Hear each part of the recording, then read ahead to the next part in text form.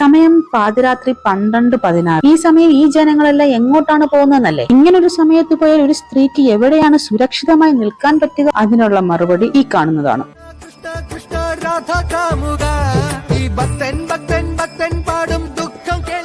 Hi സുഹൃത്തുക്കളെ, ഇന്നത്തെ എന്റെ യാത്ര സാക്ഷാൽ ഗുരുവായൂരപ്പന്റെ സന്നിധിയിലേക്കാണ്. തിരുവനന്തപുരത്ത് നിന്ന് വൈകുന്നേരം 5:30 ഗുരുവായൂർ എക്സ്പ്രസിൽ കയറി യാത്ര ആരംഭിച്ചു. ടിക്കറ്റ് ചാർജ് ഏകദേശം ഒരാൾക്ക് 150 രൂപ മാത്രമാണ്. മുന്നേ കൂട്ടി ബുക്ക് ചെയ്യണം എന്ന് മാത്രം. അങ്ങനെ മനോഹരമായ കാഴ്ചകളൊക്കെ കണ്ട് രാത്രി ഏകദേശം 12:16 ആയപ്പോഴേക്കും ഗുരുവായൂർ റെയിൽവേ സ്റ്റേഷനിലേക്ക് എത്തി. വെളുപ്പിന് 3 മണിക്കാണ് നിർമ്മാല്യ ദർശനം. പക്ഷെ തൊഴാൻ പറ്റാത്ത കഥ പിന്നാലെ പറയാം. പക്ഷേ ഈ സമയം എവിടെ സേഫായി സ്റ്റേ ചെയ്യാമെന്ന് അന്വേഷിച്ച് ഗുരുവായൂർ ദേവസ്വം ബോർഡിന്റെ പല നമ്പറുകളിൽ വിളിച്ചെങ്കിലും ഒടുവിലാണ് റൂം കിട്ടിയത്. ഇതാണ് ഷീ സ്റ്റേ. സ്ത്രീകൾക്ക് ഏത് പാതിരാത്രിയിലും സേഫായി റൂം എടുക്കാൻ പറ്റുന്ന ഗുരുവായൂർ അമ്പലത്തിന്റെ കിഴക്കേ നടയ്ക്ക് അടുത്തായിട്ടുള്ള ഈ ബിൽഡിംഗ്. ഈ കഴിഞ്ഞ ഓഗസ്റ്റ് 1-നാണ് ഇതിന്റെ ഔദ്യോഗികമായ ഇനാഗുറേഷൻ കഴിഞ്ഞത്. നല്ല നീറ്റും ക്ലീനുമായിട്ടുള്ള റൂം, ബാത്റൂം, ടോയ്ലറ്റ് എല്ലാം, അതും ബഡ്ജറ്റ് ഫ്രണ്ട്ലി ആയിട്ടുള്ള റൂംസ്. ഇവിടെ കോൺടാക്ട് ചെയ്യാനുള്ള നമ്പർ താഴെ മെൻഷൻ ചെയ്തിട്ടുണ്ട്. ആവശ്യമുള്ളവർക്ക് പോവാവുന്നതാണ്. നിറയെ ലേഡീസ് ആണ് ജോലിക്ക്. രാത്രിയും പകലും എന്ത് ആവശ്യത്തിനും അവരവിടെ ഉണ്ട്. അങ്ങനെ ചെന്ന ഉടനെ കുളിച്ച് ഫ്രഷായി ഏകദേശം 1:30 മണിയായപ്പോഴേക്കും അമ്പലത്തിലേക്ക് എത്തിയപ്പോ ഇതാ കണ്ടോ, ഇത്രയും വലിയ ക്യൂ. ഫോൺ ആണെങ്കിൽ ക്ലോക്ക് റൂമിൽ വെച്ചത് കൊണ്ട് തന്നെ കൂടുതൽ വീഡിയോസ് ഒന്നും എടുക്കാനായിട്ട് പറ്റില്ല. പിന്നെ ഗുരുവായൂരപ്പനെ കുറിച്ച് ഞാൻ എന്ത് പറഞ്ഞുതരാനാ? നിങ്ങൾക്ക് എല്ലാവർക്കും എല്ലാ കഥകളും അറിയാം. അങ്ങനെ വലിയ ക്യൂവിൽ നിന്നും